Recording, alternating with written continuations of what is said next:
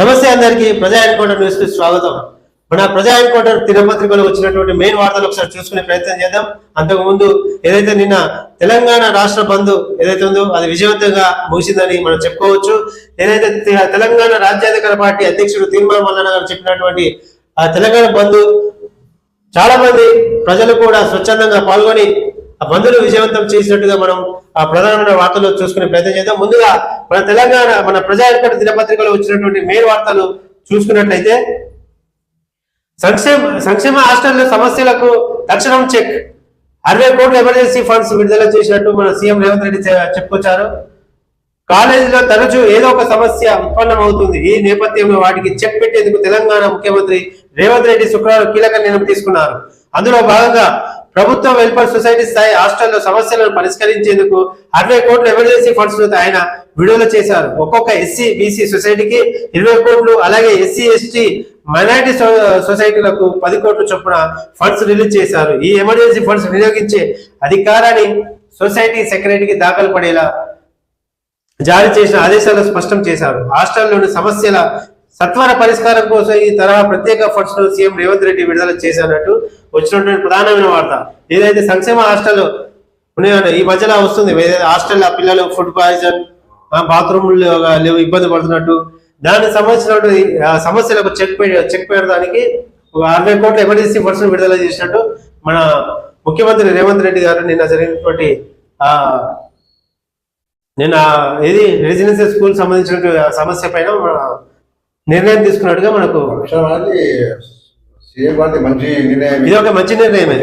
కానీ ఏదైతే ఫండ్స్ ఉన్నాయో దానికి 60 కోట్ల ఎమర్జెన్సీ ఫండ్స్ ఉన్నాయో ఎలాంటి ఏది తప్పుడు పనులకు వినియోగించుకోకుండా వాళ్ళ స్వార్థ పర్సెంటేజ్లు కాకుండా 60 కోట్లు కరెక్ట్గా అది మన పెట్టవలసిందిగా ఈ సందర్భంగా తెలియజేసి ఖర్చు చేయాల్సిందిగా.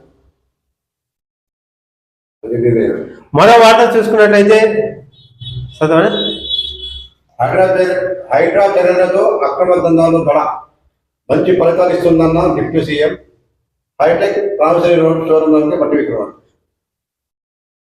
ఏదైతే హైడ్రా చర్యలు తీసుకుంటుందో అక్రమదారులకు దడ కొడుతుందని బట్టి విక్రమార్క చెప్పినటువంటి వార్త. హైడ్రాతో కొంత భయం ఏర్పడిన ఫలితాలు కనిపిస్తున్నాయని డిప్యూటీ సీఎం బట్టి విక్రమార్క చెప్పారు.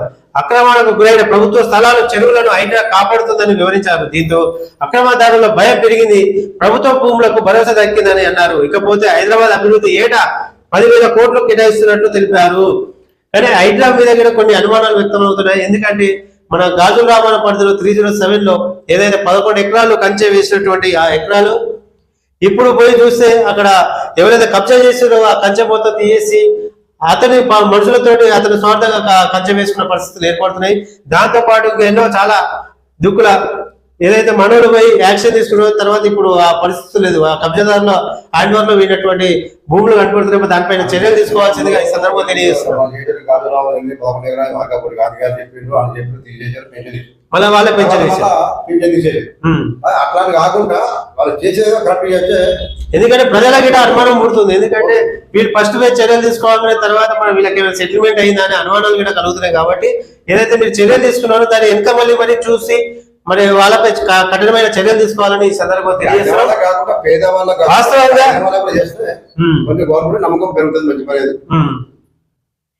మరో వార్త చూసుకున్నట్లయితే బీసీ రిజర్వేషన్ బిల్లులో అసలు దోషి బీజేపీ అంటూ ఆ బిల్లుకు అడ్డుపడేది బీజేపీ అని కూనంనేని చెప్పుకొచ్చారు. బీసీ రిజర్వేషన్ అంశంలో అసలు దోషి బీజేపీ అని సిపిఐ ఆరోపించింది. ఈ బిల్లును తొక్కి పెట్టడంలో బీజేపీ పాత్ర ఉందన్నారు. దీనిపై హైకోర్టు స్టే ఇవ్వడంతో భాజపా భారత రాష్ట్ర సమితి నేతలు సంబరాలు చేసుకుంటున్నారని సిపిఐ రాష్ట్ర కార్యదర్శి కూనంనేని సాంబశివరావు అన్నారు. వారికి కనీసం బాధ కూడా లేదని విమర్శించారు. ఇది ప్రభుత్వంపై ద్వేషమా, బీసీలపై ప్రేమ లేదా అని ప్రశ్నించారు. హైదరాబాద్ లో నిర్వహించిన మీడియా సమావేశంలో కూనంనేని మాట్లాడారు. ఇది వాస్తవమా కాదా? 100% వాస్తవం. ఎందుకంటే ఏదైతే అసెంబ్లీలో జీవో ప్రవేశపెట్టారు అందరూ మద్దతు ఇచ్చారు. అంటే ఈ రాష్ట్ర ప్రభుత్వం ఈ జీవో అనేది అసలు దాని బలం లేదనే విషయం అందరికీ తెలుసు. అటు బీజేపీ తెలుసు, ఇటు బీఆర్ఎస్ తెలుసు, అందరికీ తెలుసు. జనాలను పిచ్చోళం చేయాలని, జనాలను పిచ్చోళం చేయాలని ఈ రాష్ట్ర ఇది 3 పార్టీలు చేస్తున్నటువంటి అంశం. బీసీ రిజర్వేషన్లపై చిత్తశుద్ధి లేని కాంగ్రెస్ ప్రజాక్షేత్రంలో పరువు తీసుకున్న ఈటెల. బీసీల పట్ల కాంగ్రెస్ కు నిజాయితీ చిత్తశుద్ధి లేదని బీజేపీ ఎంపీ ఈటెల రాజేందర్ వ్యాఖ్యలు చేశారు. శుక్రవారం మీడియాతో మాట్లాడుతూ ప్రజాక్షేత్రంలో కాంగ్రెస్ పరువు తీస్తుందన్నారు. కాంగ్రెస్ ఇంత మూర్ఖంగా వ్యవహరిస్తుందని ఎవరు అనుకోలేదు ఆయన అన్నారు. నిజామనే ఈ కాంగ్రెస్ ప్రభుత్వం ఎంత మూర్ఖంగా అంటే ఆల్రెడీ చెప్తున్నా, మన అసెంబ్లీలో కూడా మనం తీర్మానం వల్ల మా బాస్ మాట్లాడడం మనం చూసినాం. మనం గట్టిగా మాట్లాడలేదు, వీడియో కూడా ఉంది దగ్గర, అప్పుడు పే చేయొచ్చు. గుండెల మీద చేసుకొని చెప్పండి ఈ జీవో అనేది 42% అమలు అవుతుందా అని గుండెల మీద చేసుకుని అంతా అసెంబ్లీలో కుండబద్దలు పెట్టారు. ఇక్కడ మళ్ళా ఒకటి మరి చెప్పినా కూడా ఈ రాష్ట్ర ప్రభుత్వానికి ఇంత సూయి లేకుండా ప్రజలను మభ్య పెట్టాలని చూస్తున్నటువంటి కాంగ్రెస్ ప్రభుత్వానికి ముందు ముందు సరైన బుద్ధి చెప్తారని ఈ సందర్భంగా తెలియజేస్తున్నాం. డిప్యూటీసీ ఎంపీటీసీ ఎలక్షన్ల గురించి స్టే ఇచ్చింది గవర్నమెంట్, స్టే ఇచ్చింది. ఇప్పుడేముంది, పాత రిజర్వేషన్లే మేము అమలు చేస్తాం, రక్తమంతా తోడించి కష్టపడడం. ఇటు బీఆర్ఎస్ అటు బీజేపీ సహకరించేది చేయాలన్నట్టు. ఈ మధ్యలో ఎవరు ప్రజలందరూ తెలుగు మంది లేరు, ప్రతి ఒక్కరు గమనిస్తూనే ఉన్నారు. ప్రజలు ప్రతి ఒక్క విషయం తెలుసు, తెలవకుండా చెప్పే బాధ్యత మా బీసీ వాళ్ళది. మీరేం తొందరపడకండి. మరో వార్త చూసుకున్నట్లయితే మారియా కోరినాను వరించిన నోబెల్ శాంతి. ప్రజాస్వామ్య హక్కుల కోసం పోరాటంలో పురస్కారం. అమెరికా అధ్యక్షుడు ట్రంప్ కు శాంతి అసలు గల్లంతు అయిపోయింది. అధ్యక్షుడు నాకు శాంతి నోబెల్ కావాలని చెప్పాడు. కోరినాకు ఏదైతే ప్రజాస్వామ్య హక్కుల కోసం పోరాడిందో ఆమెకు దక్కినటువంటి వార్త అది. నోబెల్ బహుమతి దక్కింది. కంగ్రాచులేషన్ చెప్పుకోవచ్చు మనం. మరో వార్త చూసుకున్నట్లయితే అల్లు చెదిరేల ఆస్తులు. రిటైర్డ్ ఇంజనీర్ తనిఖీల్లో భారీగా నగదు బంగారం పట్టివేత. ఫామ్ హౌస్ లో 15 టన్నుల తేనె లభ్యమాట. మధ్యప్రదేశ్ పదవి వివరణ పొందిన ఓ ప్రభుత్వ ఇంజనీర్ సంపద చూసి అధికారులే అవక్కయ్యారు. లోకాయుక్త అధికారులను ఆయన ఇంట్లో సౌదాలు వెళ్ళగా నోట్ల కట్టలు, కిలోల బంగారం, వెండి లభించాయి.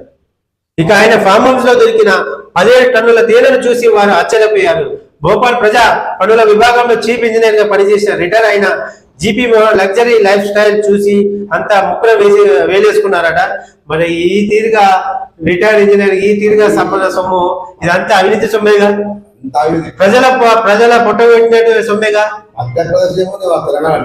తెలంగాణ అంతా ఇది అవినీతి మొత్తం. అవినీతిలో 62% బీసీ ప్రజల సొమ్ము రక్తాన్ని పీడుస్తున్నారు వీళ్ళంతా. మనకు ఇయ్యరు, వీళ్ళంతా అప్పర్ క్యాస్ట్ వల్లే తనుకోబోతున్నారు. ప్రతి దాంట్లో వాళ్ళే ఉంటుంది. ఆఖరికి మనం బీసీలను ఏ విధంగా తయారు చేయాలో మొత్తం అడుకునే స్థితికి తీసుకురావాలన్నది వాళ్ళ ప్రయత్నం. ఇప్పటికైనా మెలుకోకపోతే ఆ స్థితిలో మనం వస్తాం.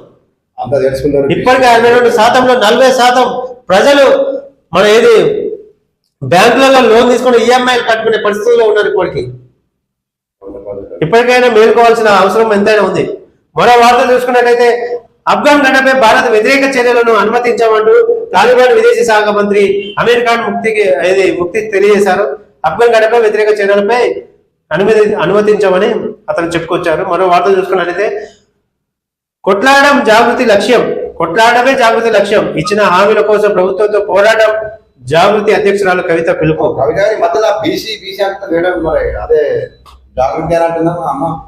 ఏమో మరి ఈ మధ్యలో అంతగానో రచ్చరచ్చ జరుగుతుంది. బీసీల మీద మొత్తం ఉద్యమం జరుగుతుంది. ఈ మధ్యలో ప్రెస్ మీట్ లేదు, బీసీ అనే పదం లేదు. ఇంకా ఎందుకంటే మరి ఆమె కూడా కవిత గారి కూడా మరి అర్థమైంది. ఎందుకంటే మళ్ళా నేను ఎన్ని చెప్పినా తెలంగాణ ప్రజలు మెలుపులు అయిన నా మాట ఎవరు వినరనే దాని ద్వారా బీసీల మాట రావడం లేదు. ఈ మధ్యలో నేను చూసినంత వరకు అయితే జాగృతిలో చేయడం అంటే బతుకమ్మ ఆడినట్లే ఉంటుందని, అదే విధంగా పిడికిలెత్తి పోరాటం చేయాల్సి ఉంటుందని ఆ సంస్థ అధ్యక్షురాలు కల్వకుంట్ల కవిత స్పష్టం చేశారు. పోరాటాలు జాగృతి రక్తంలో ఉన్నాయని అన్నారు. తెలంగాణ పోరాటంలో అగ్రభాగంగా నిలబడ్డామని ఆమె చెప్పుకొచ్చారు.